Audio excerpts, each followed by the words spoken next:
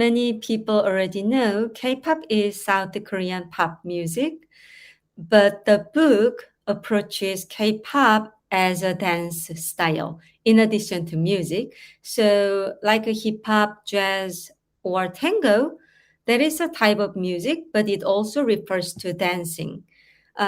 So that's why I think the book is important. It is arguably the very first book that historicized the evolution of K-pop dance starting 1980s to 2020s. It is also the first book that theorizes the K-pop dance fandom, mainly K-pop cover dance that replicates the original K-pop music video. Amazing young dancers who are dancing like a K-pop idols, wearing dress that look like K-pop idol, wearing makeup and hairstyle that also resemble the fancy K-pop idols. So the book sort of tries to illuminate the value of K-pop dance fandom and why the young people are driven to K-pop cover dance. The reason I wrote this book is that I think dancing itself has the function of fandoming ourselves. Of course, when it works well. If it doesn't work well, it's gonna give us such an embarrassing moment that we wanna forget throughout our entire life. But when it works well, it gives us such an exciting feeling as if we are celebrity. And maybe we are celebrity when we are dancing because everyone is watching us. And when we are dancing, regardless of our skill, we get the chance to liberate ourselves. And also the ways we are using our body is quite different from the ways we use our body on a daily basis. So it gives us a lot of different sensation, cathartic feelings. And I think the K-pop cover dancers who are K-pop fans truly know how great the feeling is when they are dancing to K-pop music and dance. That's what I discovered by interviewing those K-pop fan and dancers. My book sort of emerges from my PhD dissertation, where I used the Homi Bhabha's his idea of hybridity and how hybridity, especially those whose country have been colonized or colonized in the past, how those people utilize hybridity in order to like make new identities, multiple types of identities and culture. So K-pop has, like for the lack of a better word, Western and Asian dance and music styles. So it is in fact accessible to both Western audiences and Asian audiences because the music and dance already has kind of familiar taste. I think in globalization, like music, film, music video, dancing, and even television commercial sometimes look alike because of the globalization, because we inspire and we are inspired by each other a lot. But again, in K-pop, the audience is singing Asian dancers. And I think it makes like a commentary because of the long history of the dominant form of Western pop culture and music. The local dance traditions or practices are already in K-pop, but when the agencies are selling or promoting those final performances, I think definitely there's a process of intentionally globalizing, let's say, a music video so that it appeals to a wider range of audience. For example, lyrics include a lot of English words, and also if the lyrics are Korean, there's gonna be English subtitles from the agency. And also the choreography of K-pop dance is quite It's very trendy. So what I mean by trendy is that let's say TikTok dance challenge, or there's a lot of dance influencers who post the video on Instagram and YouTube and then get thousands of views on their dance video. So all these emerging dance styles are already in K-pop because they are inspiring each other at the same time.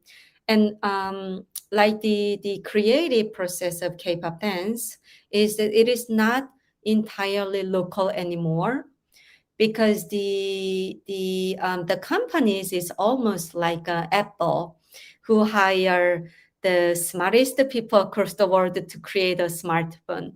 So because the creation process is already globalized, the choreography also has multiple inputs from different cultures and different nations. And regarding the fandom in South Asia, I think so South Asia is a big continent, and also it has such a long culture and history, along with such a variety of cultures. So personally, I think one of the reasons K-pop becomes popular in those region is because of the spectacular dancing, like Bollywood. So, for example, India already has Bollywood, which is one of the biggest cultural products across the world.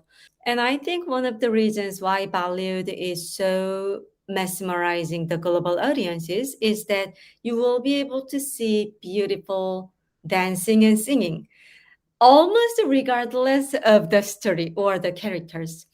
And there is a power of using dance because it allows us to express our emotion almost up to the primordial level. So it is one of the best ways to communicate without language. And another reason I personally think why K-pop becomes popular, not just in East Asia, but also in Southeast Asia and also South Asia, is that we have had a lot of Western pop cultures throughout history. As scholars say that sometimes the Western European American pop culture is dominating many of the cultures and countries in Asia. But like Bollywood, K-pop thankfully becomes one of the cultures that became really popular starting from Asia. So I think it might be a little more accessible to like identify with, in addition to the similar cultural background in Asia where people like to use dancing and singing from festival even to religious ceremony. I personally think all these young people on social media are dancers. They are so good at dancing, and I don't know how come they develop all the skills. And I think one of the reasons is social media, because like for me, I saw dancing in theater very first time in my life, maybe when I was like 10 years old. I think other than television or movie, I think that was the literally the first dance performance I saw. However, these days, the children they have had a smartphone maybe since the time they were born, so they get used to watching dance and performance videos. So their visual understanding of dance is much more sophisticated than our generation. And also, there's a lot of tutorial videos on YouTube. So you do not have to go to a dance studio, find a teacher, spend the money, and spend your time in a physical dance studio. You can actually learn it just unlocking your smartphone or just using your laptop. So I think the K-pop dance fandom, in fact, signifies the democratization of dance education. Just as an example, and I think after COVID-19, the trend, like democratizing dance education, will be even further escalated. And I'm personally very happy to see all the emerging wonderful young dancers. Yeah, as a dance theorist. Some of my favorite documentaries are about social media and its drawback, especially to young people who haven't fully formed their own sense of identity. Because social media is highly competitive and we display the best version of ourselves mostly. Not to mention the fancy brunch photos on Instagram or the highly edited videos of dancing at the same time. So I think there is a drawback, and that's what I also learned by interviewing the K-pop cover dancers. They are very stressed out because they have to compete with other K-pop cover dancers like in Europe, in Asia, China, in all the different countries. All those people are competing on YouTube. So the competition rate is enormous. And the other drawback, so I think it comes so what's interesting about social media, it has the positive function like empowering or um, sharing their talent on the stage, what I call stage, the social media. But at the same time, it is uncensored. And also there is like a neoliberal capitalism competition. And most importantly, they are competing with their bodies that is likely commercialized or commodified in order to fit into the ideal body type. And in addition to the drawbacks of social media, my book also talks about, like I said, the positive functions such as democratizing the dance education that has belonged to like dance majors who are attending a university. So I want that these young people actively use K-pop in order to find out what they want, because I think that's the basic function of art in general. We like watching movie, listening to music, or watching dance performance video.